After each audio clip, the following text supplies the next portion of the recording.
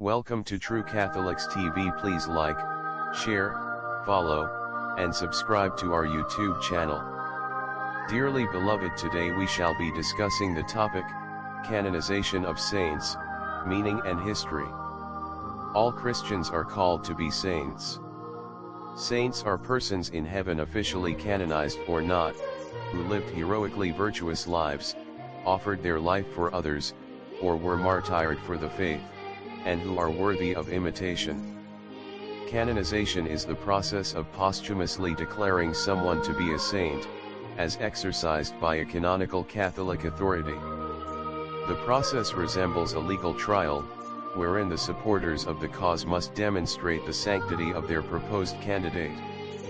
The confirmation of an individual's sainthood is both theologically and practically significant, as it is, in essence, a public declaration that they remain effective intercessors on behalf of the living.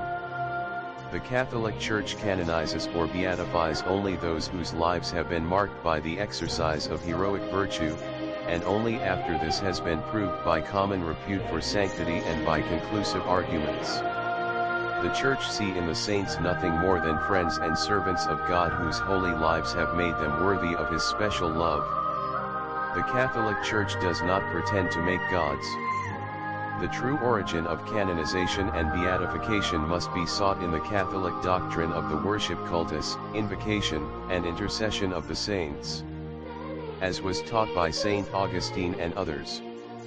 Saint Paul beseeches the brethren Romans 15:30, 2 Corinthians 1:11, Colossians 4:3, Ephesians 6:18-19 to help him by their prayers for him to God. We must with even greater reason maintain that we can be helped by the prayers of the saints, and ask their intercession with humility. If we may beseech those who still live on earth, why not those who live in heaven? In official church procedures there are 3 steps to sainthood. A candidate becomes venerable, then blessed, and then saint.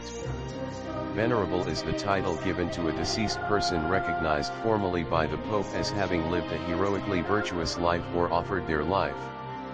To be beatified and recognized as a blessed, one miracle acquired through the candidate's intercession is required in addition to recognition of heroic virtue or offering of life.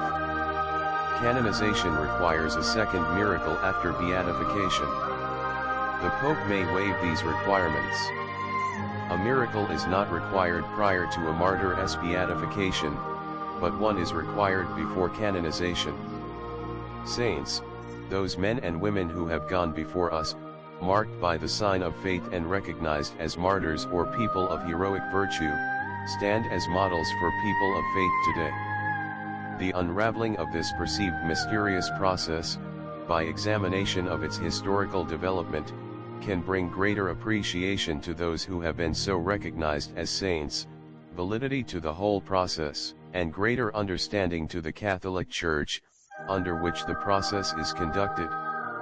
Solving the puzzle of the canonization process and bringing one to greater appreciation of this procedure benefits people of faith, both now and in the future. History. In the first 5 centuries of the Church, the process for recognizing a saint was based on public acclaim, or the vox populi, vox dei, voice of the people, voice of God. There was no formal canonical process as understood by today's standards. Beginning in the 6th century and continuing into the 12th century, the intervention of the local bishop was required before someone could be canonized. The intervention of the local bishop usually began with a request from the local community for the bishop to recognize someone a saint. Upon studying the request and a written biography, if he found it favorable, the bishop would typically issue a decree, legitimatize the liturgical cult, and thereby canonize the person. Starting in the 10th century, a cause proceeded with the usual steps, i.e. the person's reputation would spread, a request to the local bishop from the people to declare the person a saint occurred, and a biography would be written for the bishop's review. Now, however, the bishop would collect eyewitness testimony of those who knew the person and who had witnessed miracles, and he would provide a summary of the case to the Pope for his approval. The Pope then reviewed the cause, and if he approved it, he issued a decree declaring the person a canonized saint.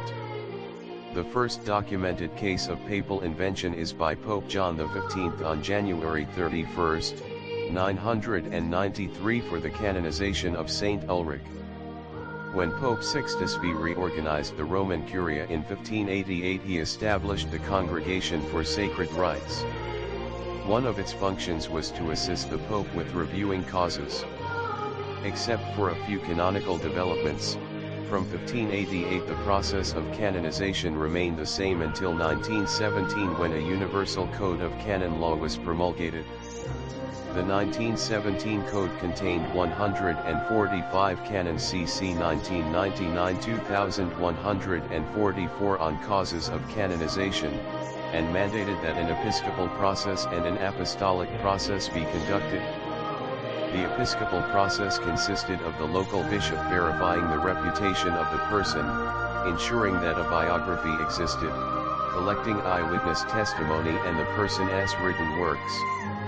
All of this was then forwarded to the Congregation for Sacred Rites. The apostolic process consisted of reviewing the evidence submitted, collecting more evidence, studying the cause, investigating any alleged miracles and ultimately forwarding the cause to the Pope for his approval. This process remained in effect until 1983 with the promulgation of the 1983 Code of Canon Law and new norms for causes of canonization, Divinus Perfectionis Magister, Normi Servandi in Inquisitionibus ab Episcopis Faciendis in Causa Sanctorum and Sanctorum Mater 2007. However, in 1988, to mark its fourth centenary, the Congregation for the Causes of Saints published the first Index AC Status Causarum. This book and its subsequent supplements, written entirely in Latin, are considered the definitive index of all causes that have been presented to the Congregation since its institution. Thanks for watching. God's blessings.